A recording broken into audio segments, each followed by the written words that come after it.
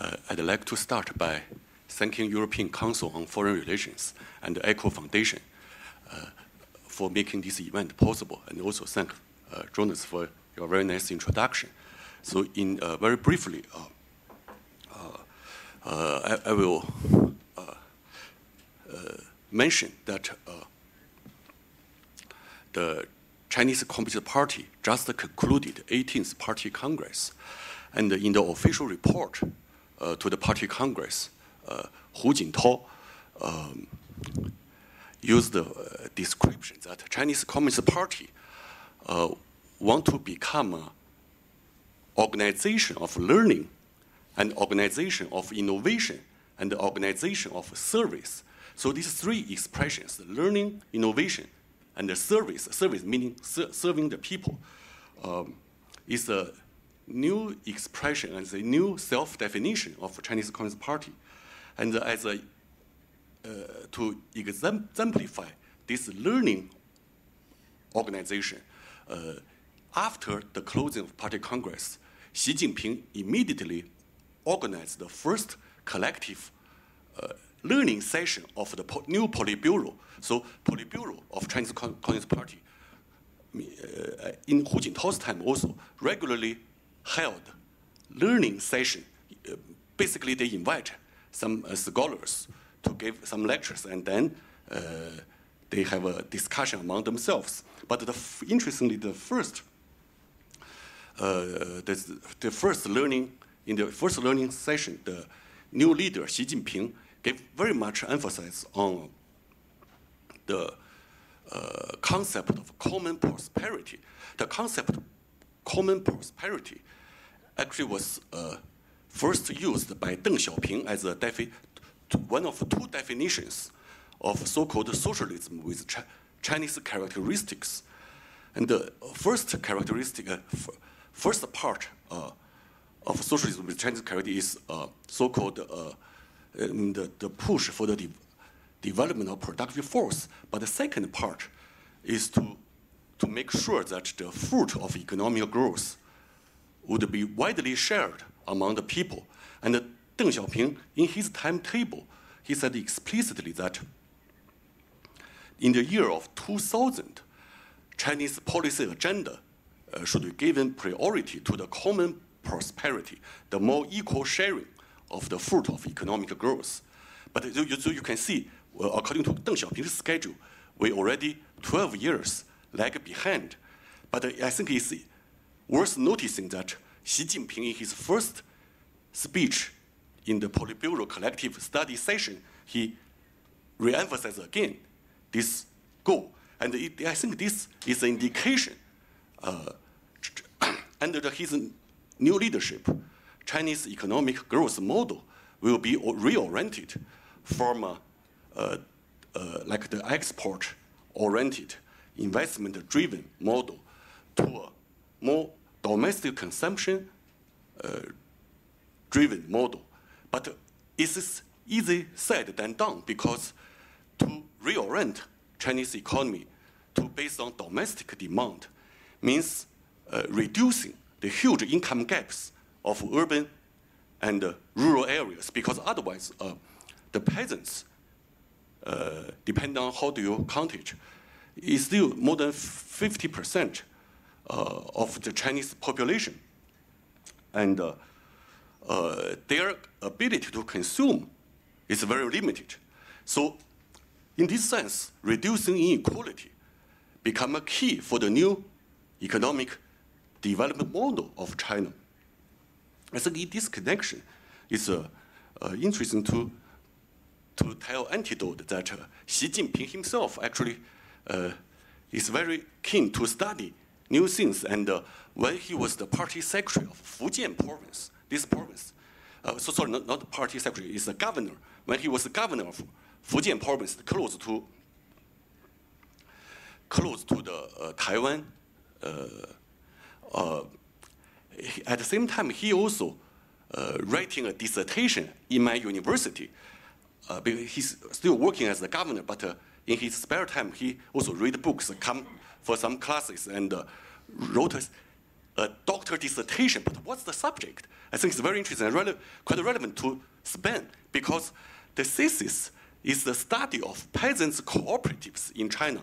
And using Fujian's experience, he tried to show that if China have a more institutionalized grassroots peasants' cooperatives, it will be better than the model actually at that time was very prominent in China, which is called agro-cooperation plus individual household, peasants' household. But in this model, so-called cooperation plus peasants' household, the corporation make many separate contracts which each individual peasants' household. But in Xi Jinping's advocacy in his doctoral dissertation, also based on his experience in Fujian, he emphasized that peasants, if we allow them to organize themselves into autonomous and internally democratic cooperatives, it will be much better, both for peasants, but also for the development of domestic market in China. And it's worth noticing, that's why Anna just mentioned last night in the dinner, I mentioned to her that Basque countries, the Mondragon in Basque, the Mondragon has, I think, developed, as you know, much better than me, the unique,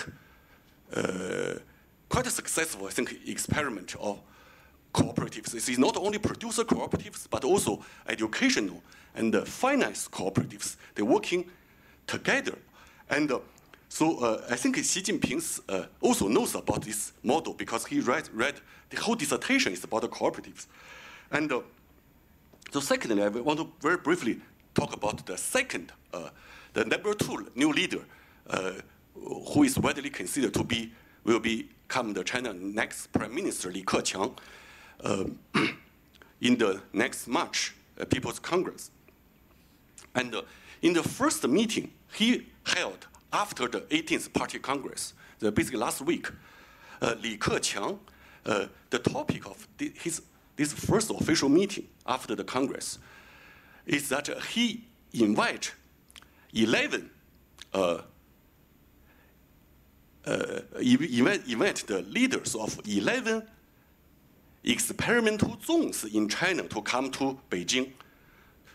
What this notion? So I want to say, what's the notion of experimental zones? Because in overall China, there are 11 so-called national comprehensive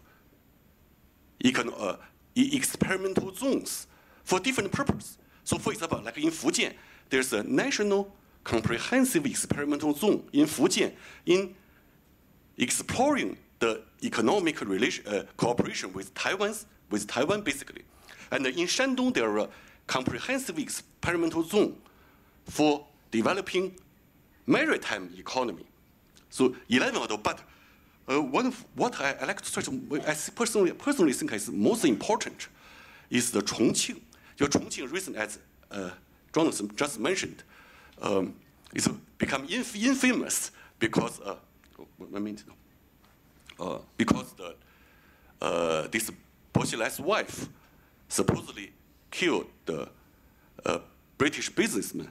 But I think the Chongqing story is much more richer than this, because it was the only national comprehensive experimental zone for the purpose of integration of rural and urban development. So this purpose is paramount importance for China because, as I said, for the development domestic market, this whole reorientation required the integration of rural-urban development. So the most important experiment in Chongqing actually is to granting urban household registration to the migrant workers. So it has largest number of migrant workers already got urban household registration. So far it's the 3.8 million migrant workers. As you know, the Chinese industrialization right now, over 2/3 of Chinese workers are actually the rural migrant workers. So I think I will basically finish by try to draw some similarities or about this Chinese notion of comprehensive experimental zones as I read in the newspapers that just 3 days ago, Catalan has an election, and but they have been trying to become independent from Spain. But I think their main trouble, if I understand correctly, is this controversy about this regional solidarity fund. So different regions, right? They don't want to pay for the more poor regions. But in the Chinese notion that we have similar things like similar to the regional solidarity fund, but more importantly, is this notion of national comprehensive experimental zones. I think this notion is broader than just the regional solidarity fund and more similar to the Lisbon concept of open method of coordination. So EU level has a